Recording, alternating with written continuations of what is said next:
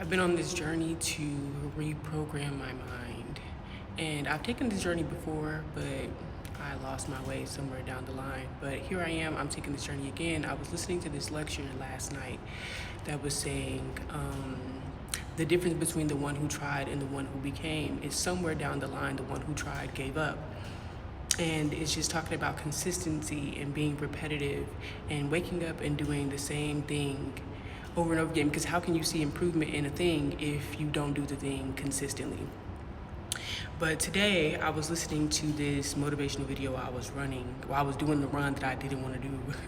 But it was talking about how your brain shows up like it's your best friend, but your brain doesn't want you to be successful, it wants you to be comfortable. And the way it tricks you into not doing or not showing up for yourself is with logic. Your brain makes a lot of sense. Like today, I didn't want to go running. My feet are sore, and I'm like, my feet are sore. I just ran 3 miles yesterday. I still have to teach my class later today, so that'll be enough. And I got up and I ran today, and my brain lied to me.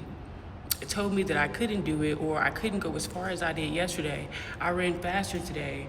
I ran longer today, even though before I came, my brain was literally telling me not to do it because I couldn't do it. And then when you're trying to reprogram yourself, you find yourself at war with your mind every single day. It's like, I could take a day off. It's not that big of a deal. Oh, on the weekends, I can rest because I have to teach my classes. And whenever I do that, I always find myself being so disappointed with my lack of discipline. And I know that I've been sharing with you guys that I'm preparing my body to conceive another child. And while I've been very mindful of getting all the nutrients that my body needs, I also want to be mindful of what I'm consuming mentally. And you know, me becoming Muslim a couple of years ago, I think that it helped me conquer a lot of most of my fleshly desires, which is like whenever you start healing, you realize that there are stages and levels to healing. In the very beginning, conquering your flesh seems like such a dire task. Like that seems like it's just so much work.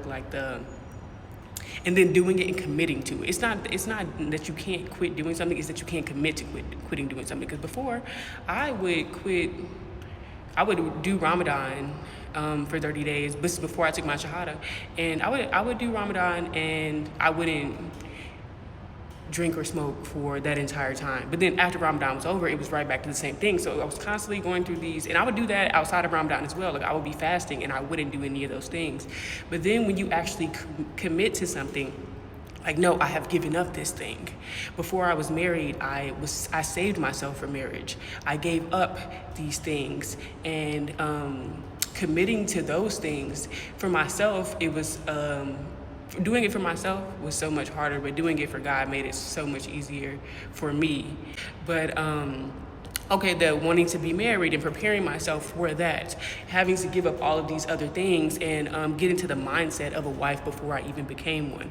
And now that I am a wife, I find that now I'm no longer balancing with just myself. I'm also balancing with someone else and also being a mother. So now I'm trying to overcome these characteristics or flaws that I have, like as far as communication or just all these personal ways in which I need to grow, and I have to grow if I want to see success in my marriage. I have to overcome these things, and I want to, because I want my husband to be happy. I want to be a better mother for my daughter. I want her to see what a beautiful marriage looks like, because I wasn't able to see that as a child. So that is very important to me, for her to see healthy communication between me and my husband, for her to see me working on myself for my husband. So there are these levels to healing, and I don't know what level I'm on right now or how you separate them, but I'm trying to conquer my mind. I want to win the war with my brain. I want to live up to my potential. Whatever it is, I know that it's far beyond where I am. And I believe that.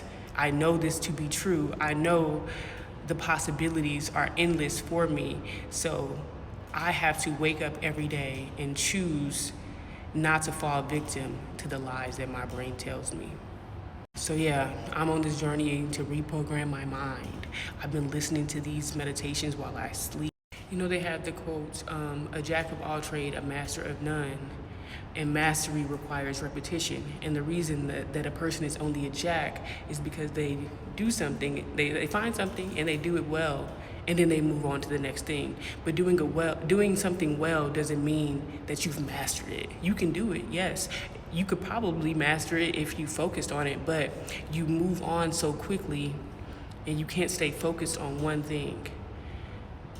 So if mastery requires repetition, then I want to repetitively and consistently choose success every day.